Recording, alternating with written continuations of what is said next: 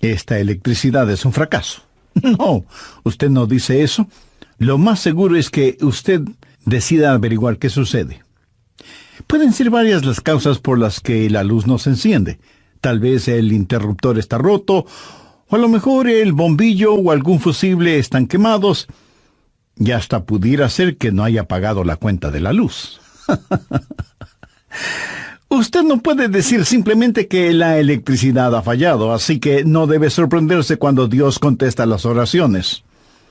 Deberá sorprenderse cuando no las contesta.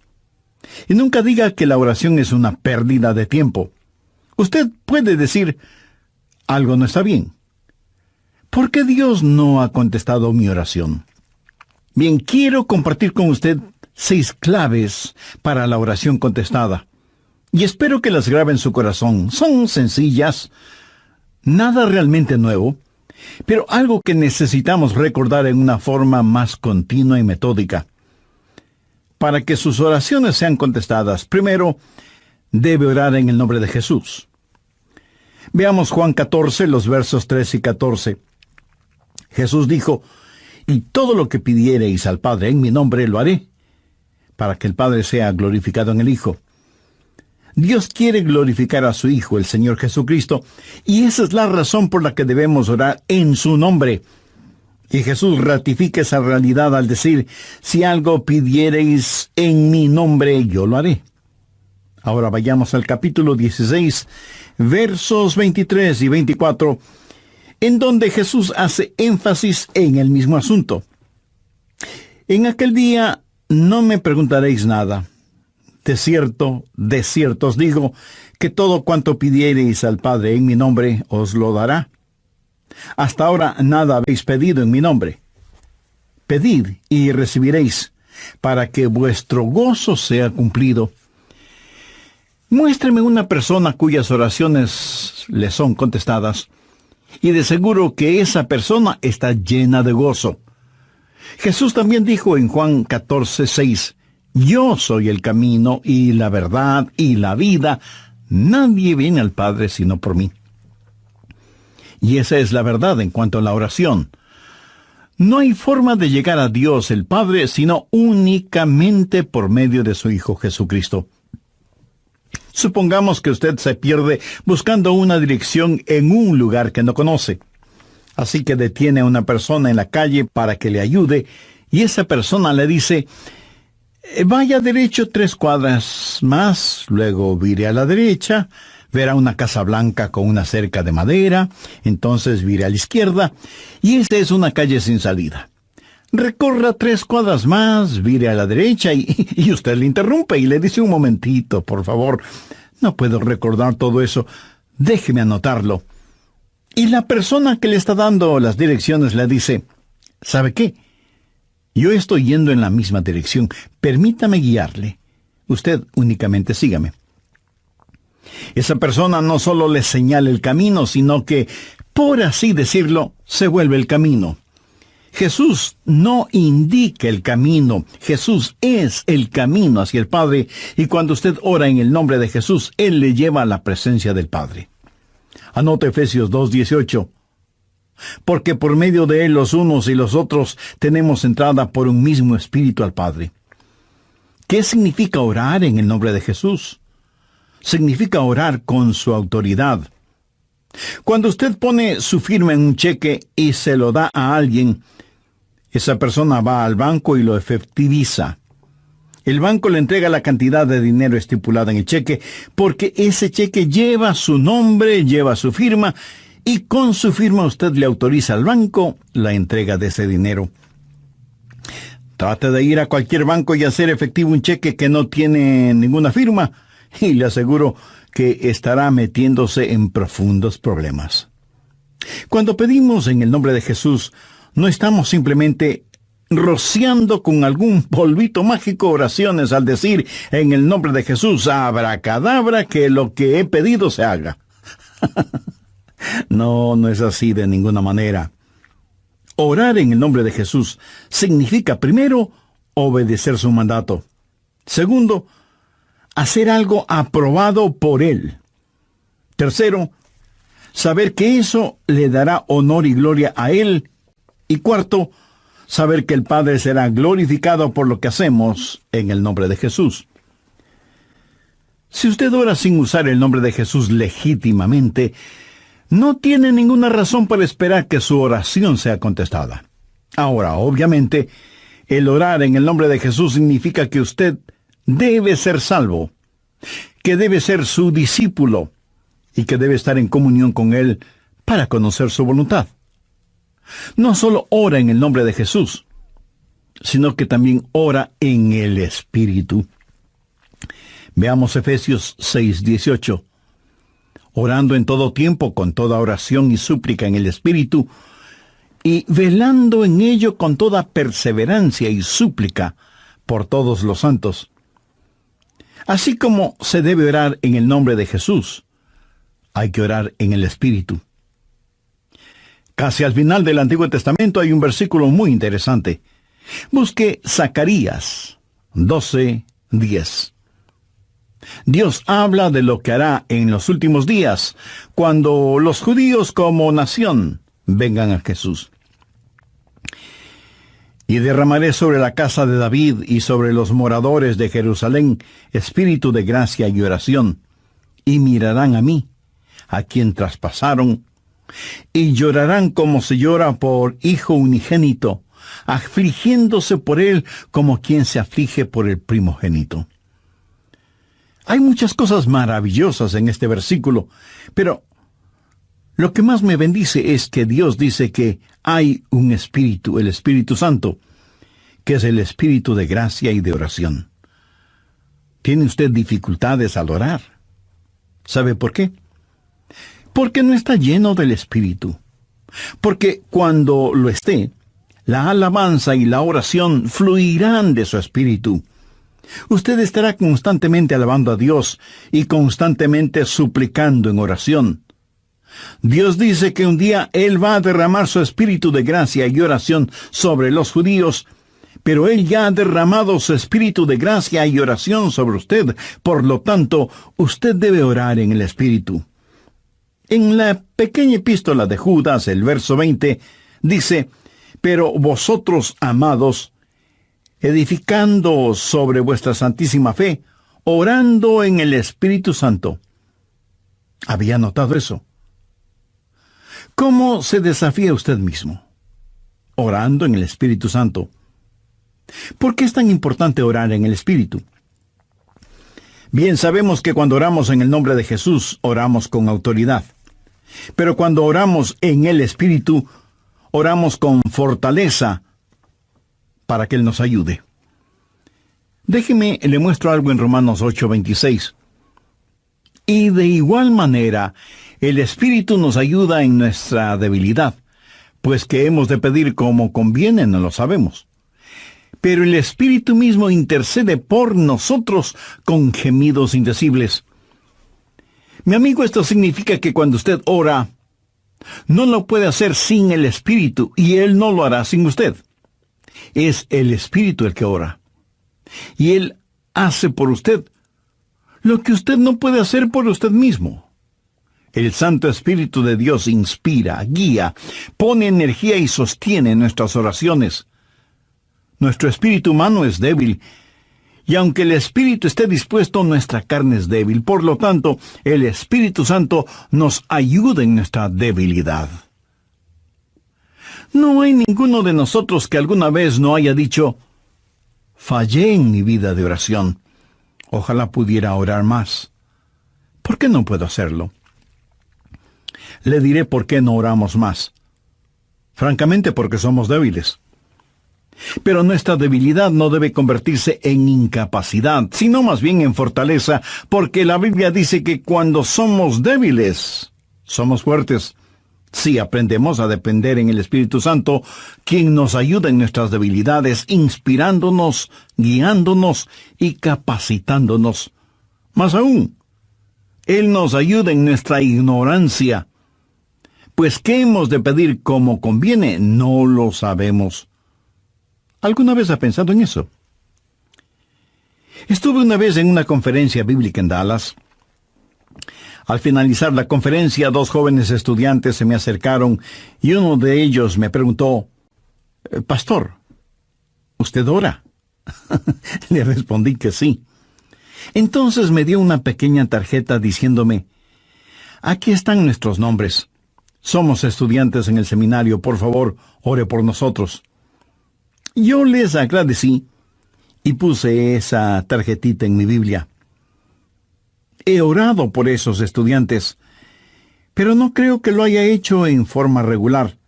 No porque ellos no me importen, pero una asignación de oración es más que 2 nombres en una tarjeta. Si tuviera que orar por todos quienes me piden que ore por ellos, ni las 24 horas del día serían suficientes, se lo aseguro. Esa es la verdad. Si usted trata de orar por todos y por todo, su oración, en vez de ser un caudaloso río, se convertirá en un estancado pantano. La oración, para que sea poderosa, tiene que ser canalizada. Cuando alguien me dice que está orando por mí, me siento increíblemente bendecido. Y hay hermanos que me dicen que oran por mí diariamente, y doy gracias a Dios que muchos oran por mí. Pero me entristece la realidad de que hay millones de seres humanos por los cuales nadie ora. Ahora escúcheme. Yo no deseo estar en la lista de oración de alguien, a menos que el Espíritu Santo haya puesto primero mi nombre en el corazón de la persona que dice que ora por mí. Y cuando usted está orando por otras personas en forma individual, muchas veces no sabrá cómo orar por ellos. Por ejemplo, su tía Rosita está enferma, y usted ora: Señor, restaura la salud de tía Rosita. ¿Cómo sabe que Dios no está preparando a tía Rosita para llevársela al cielo? Y usted ora para que tía Rosita todavía se quede en la tierra, mientras que, de acuerdo a Juan 17:24, Jesús ora y dice: Padre, aquellos que me has dado, quiero que estén donde yo estoy. ¿Dónde está Jesús? En el cielo. ¿Dónde está la tía Rosita? Todavía en la tierra. En las reuniones de oración, más se ora para que la gente sea sanada que lo que se ora para que la gente sea salvada. Parece que estamos más interesados en mantener a los salvos fuera del cielo que a los perdidos fuera del infierno. No sabemos orar como debemos orar. Cuando Saulo perseguía a los seguidores de Cristo, antes de que fuera el apóstol Pablo, me pregunto qué oraba la iglesia en relación con Saulo. Si yo hubiera vivido en esa época, seguro que hubiera orado: Señor, mira cómo este Saulo nos persigue.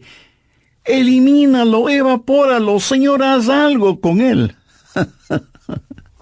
Y ciertamente, Dios hizo algo con él, pero no precisamente como se lo pedimos. Dios lo transformó en el poderoso apóstol Pablo. A veces no sabemos ni lo que pedimos.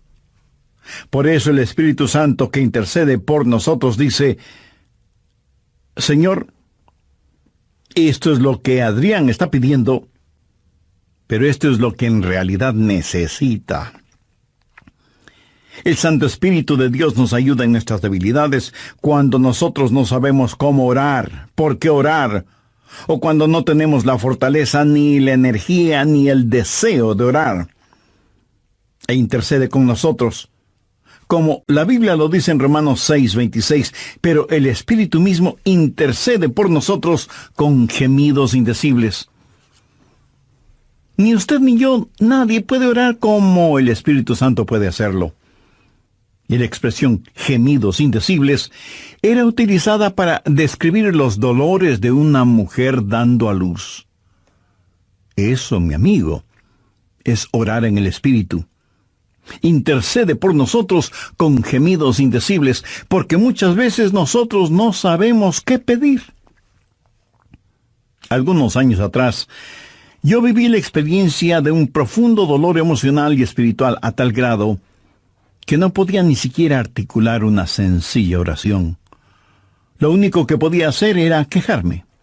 Pero el Santo Espíritu de Dios escuchó mi oración, y Él llevó mi dolor, mi súplica, hasta el trono de la gracia y la misericordia de Dios.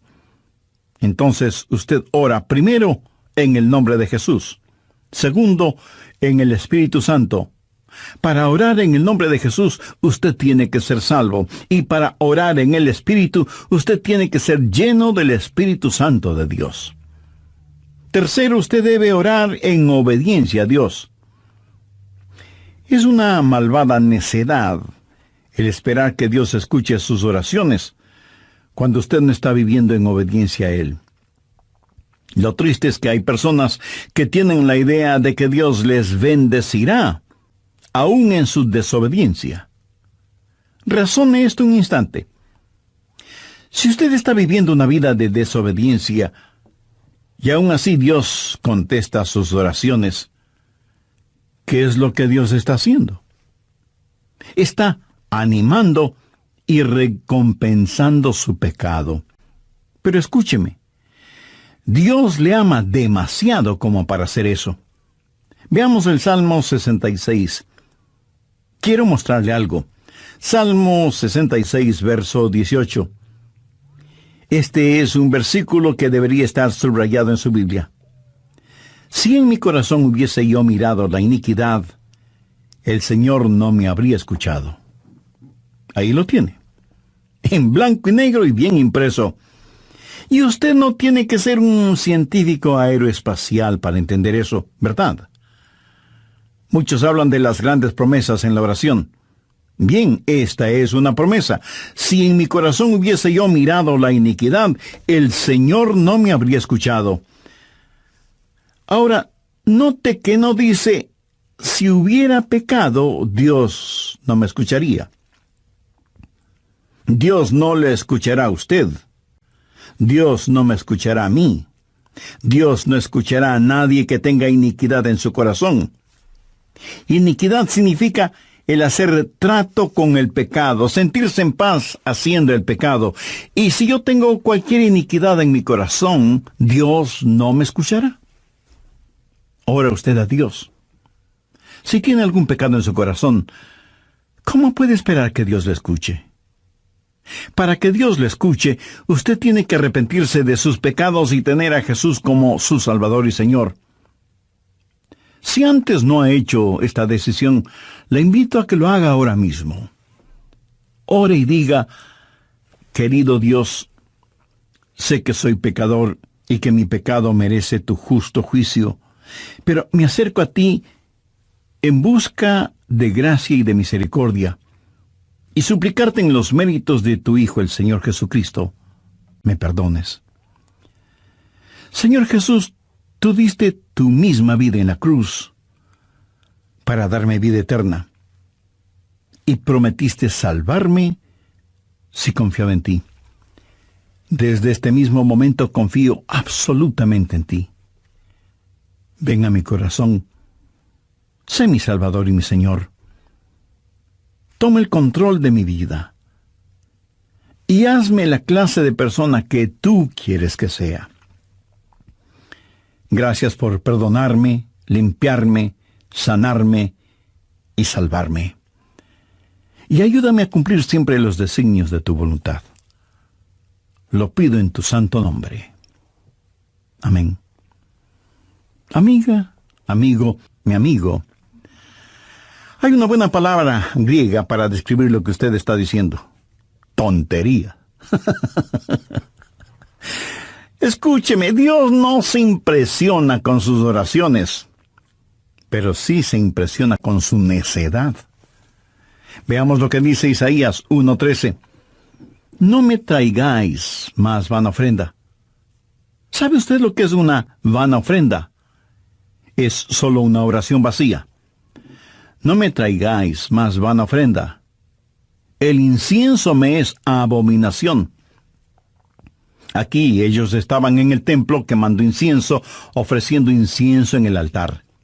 No me traigáis más vana ofrenda. El incienso me es abominación. Luna nueva y día de reposo, el convocar asambleas, no lo puedo sufrir. Son iniquidades vuestras fiestas solemnes.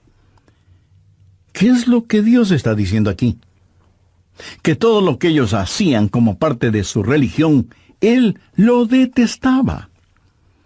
Y en Isaías 1, los versos del 15 al 17, leemos: Cuando extendáis vuestras manos, yo esconderé de vosotros mis ojos.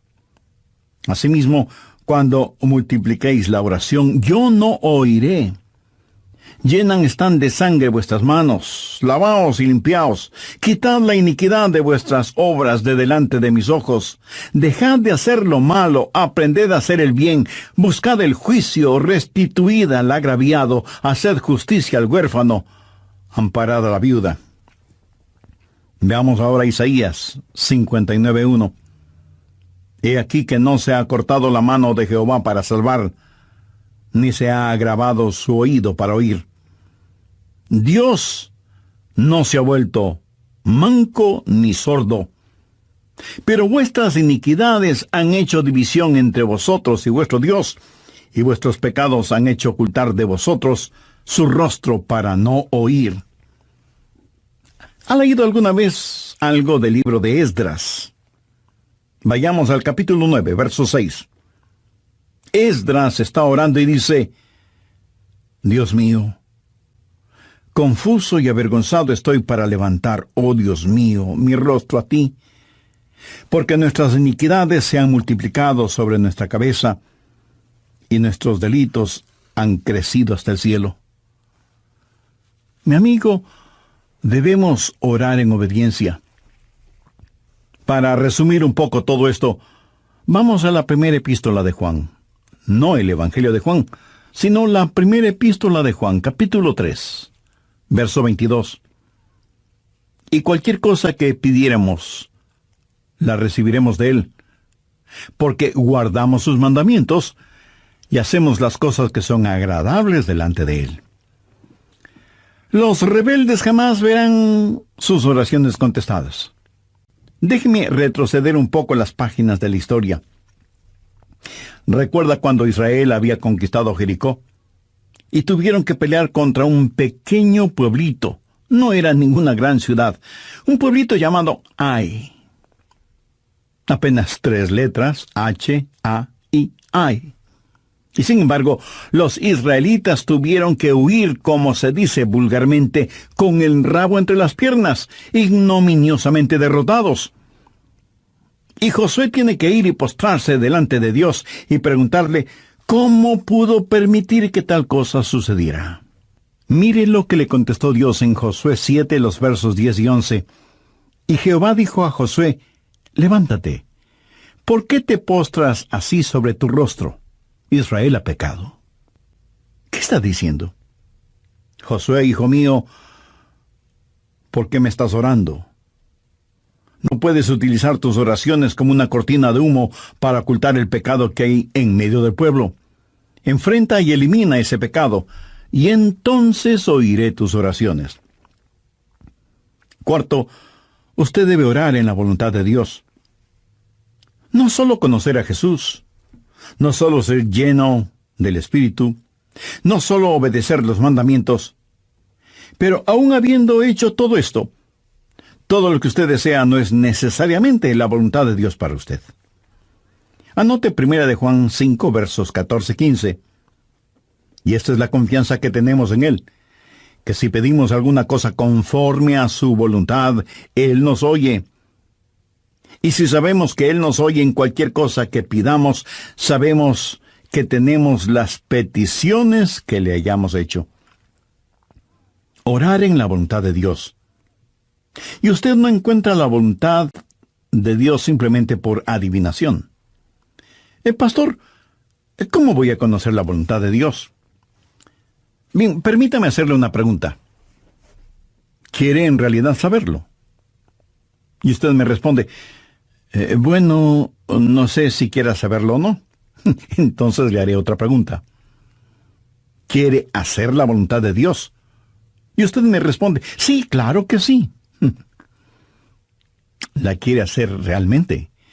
Quiero decir, si Dios le dijera este mismo momento: hay algo que deseo que hagas, ¿lo haría? ¿Sabe usted cuál sería la primera pregunta debido a nuestra naturaleza humana? ¿Qué es, Señor? Esa no debería ser la primera pregunta o la primera respuesta. Usted no puede contestar una pregunta con otra pregunta. Usted debe contestar esa pregunta con una afirmación. Adrián, hay algo que quiero que hagas. ¿Lo harás? Yo debo contestar, sí, Señor, lo haré. ¿Qué es lo que quieres que haga? Verá, la manera de conocer la voluntad de Dios no es sabiendo lo que es, sino comprometiéndose a hacerla aún antes de saber lo que es. Eso es confianza. Sencillamente diga, Señor, estoy listo, y haré lo que quiera que tú quieras que haga. Y aunque esa frase pueda trabar nuestra lengua, destraba nuestra capacidad de obediencia. Debo admitir que muchos tienen temor de la voluntad de Dios. De alguna manera se les ha metido la idea en la cabeza de que si se prestan para servicio bajo la voluntad de Dios, van a terminar como misioneros en el país de Salsipuedes, viviendo en una choza con piso de tierra y comiendo carne de serpiente o quién sabe qué otros exóticos alimentos. ¿Sabe qué? Pudiera ser que así suceda. La forma de conocer la voluntad de Dios es aceptando la voluntad de Dios antes de conocer cuál es la voluntad de Dios. Y aunque suena complicado lingüísticamente, espiritualmente no lo es. Pero usted me dice, pastor, quiero más detalles. Muy bien, le voy a dar más detalles. La voluntad de Dios es buena, perfecta y aceptable. Y si piensa que esto lo digo porque soy muy inteligente, pues siento desilusionarle. Veamos qué dice Romanos 12, versos 1 y 2. Así que, hermanos, os ruego por las misericordias de Dios, que presentéis vuestros cuerpos en sacrificio vivo, santo, agradable a Dios, que es vuestro culto racional. No os conforméis a este siglo, sino transformaos por medio de la renovación de vuestro entendimiento, para que comprobéis cuál sea la voluntad de Dios, agradable y perfecta. Usted no necesita saber nada más que esto. La voluntad de Dios es buena, agradable y perfecta. Preséntese usted mismo como un sacrificio vivo y santo delante de Dios, y usted, sin ninguna sombra de duda, conocerá y comprobará que la voluntad de Dios es siempre buena, agradable y perfecta. La oración no es para manipular la voluntad de Dios, para que se amolde a la suya. Es descubrir la voluntad de Dios y meterse de cabeza en ella. Pero escúcheme con atención. En última instancia, usted no encuentra la voluntad de Dios. La voluntad de Dios lo encuentra usted. Cuando su corazón está bien con Dios, usted presenta su cuerpo como un sacrificio vivo y rehúsa el ser amoldado por el sistema y los valores del mundo, para más bien ser transformado, renovado en su mente y empezar a pensar los pensamientos de Cristo y, por lo tanto, tener la capacidad de orar en la voluntad de Dios. Quinto, orar en comunión con los creyentes. Por favor, busque el Evangelio de Marcos, capítulo 11, los versos 25 y 26. Y cuando estéis orando, perdonad si tenéis algo contra alguno, para que también vuestro Padre que está en los cielos os perdone a vosotros vuestras ofensas. Porque si vosotros no perdonáis, tampoco vuestro Padre que está en los cielos os perdonará vuestras ofensas. Mi amigo, no se olvide que un pecado no perdonado es la más formidable barrera contra la oración. Tantas personas se preguntan por qué sus oraciones no son contestadas cuando están guardando tremendos resentimientos en su corazón. Le pregunto, ¿ese resentimiento, ese enojo, vale la pena tenerlo? Lo que es peor, ¿vale la pena ir acumulándolo, guardándolo, hasta que por fin estalla, hiriendo no solo a quienes motivaron ese enojo, sino a usted mismo. La satisfacción carnal de guardar un resentimiento contra alguien no vale de ninguna manera la pena porque impide que nuestras oraciones sean contestadas. Escuché de una pequeña niña que una noche, por haberse portado mal, su mamá le mandó temprano a la cama. Pero antes de acostarse, la niña debía orar. Ella así lo hizo. Oró por su hermana y su hermano, oró por su papá y su abuelita, oró por sus amigas en la escuela, oró por su profesora, oró por su perro y por su gato, y finalizó con un alegre amén. Luego, mirando a su madre, le dijo: «Como habrás notado, mamá, tú no estuviste en mi oración». Me imagino que esa oración no habrá salido de ese cuarto, menos habrá llegado al cielo. Pero hay una profunda lección en esto. Sería una temeraria necedad si alguien, teniendo un espíritu no perdonador, pretende que sus oraciones sean contestadas. Y esto es verdad de manera especial entre marido y mujer. En 1 Pedro 3:7 leemos: «Vosotros maridos igualmente, vivid con ella sabiamente, dando honor a la mujer como a vaso más frágil y como a coherederas de la gracia de la vida». ¿Para qué? Para que vuestras oraciones no tengan estorbo. Muchos esposos y esposas, aun siendo creyentes, viven como perros y gatos, son como palo y piedra, y aún así se preguntan por qué sus oraciones no son contestadas.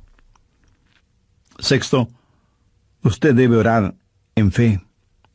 En Mateo 21:22 leemos: «Y todo lo que pidiereis en oración, creyendo, lo recibiréis». Por favor, subraye en su Biblia la palabra creyendo. Ore creyendo, y todo vendrá. Ore dudando, y nada tendrá. ¿Alguna vez ha dicho: «Dios, yo creo», cuando en realidad no creía? Muchos piensan que el decir que creen les será contado como si en verdad creyeran. Estaban mintiendo, ellos lo sabían, y Dios también lo sabía. ¿Alguna vez ha orado sabiendo que Dios escuchaba sus oraciones y recibió una respuesta de Dios? Verá, la fe es también un regalo de Dios. La fe no es algo que usted guarde en su bolsillo o en su cartera para gastarla en cualquier cosa que se le antoje. Usted no puede tener fe para nada fuera de la voluntad de Dios, porque Dios no da fe para nada que esté fuera de su voluntad. Y usted no puede tener ninguna fe a menos que Dios se la dé. Y no faltará quien pregunte: ¿por qué no tengo más fe? Si usted pone en práctica lo que he compartido en este estudio bíblico, le puedo asegurar que descubrirá que la fe está ahí. Cuando usted ora en el nombre de Jesús, cuando usted ora en el Espíritu Santo, cuando usted ora en obediencia y en comunión, cuando ora en la voluntad de Dios, la fe está ahí. Pero si estos elementos espirituales no están ahí, tampoco estará la fe. Ustedes, esposos, han tenido alguna vez un argumento. Y si me dice que no, con toda mi cariñosa cortesía le diré que son mentirosos. Cuando marido y mujer tienen un argumento y no lo solucionan, y luego se arrodillan para orar por su hijito enfermo, ¿no se sienten espiritualmente enfermos? ¿No sienten que están actuando hipócritamente? Saben que sus oraciones no se elevarán ni un centímetro del piso y por lo tanto jamás llegarán al cielo. No tienen ninguna fe como para que sus oraciones sean contestadas. Cuando sus corazones sean justos, puros y limpios, y palpiten al mismo compás espiritual, entonces tendrán fe. Y al tener fe, esa fe será el combustible para transportar su oración hasta el trono de la gracia de Dios. Jorge Mueller, de Bristol, Inglaterra, fue un gran siervo de Dios y un poderoso hombre de fe.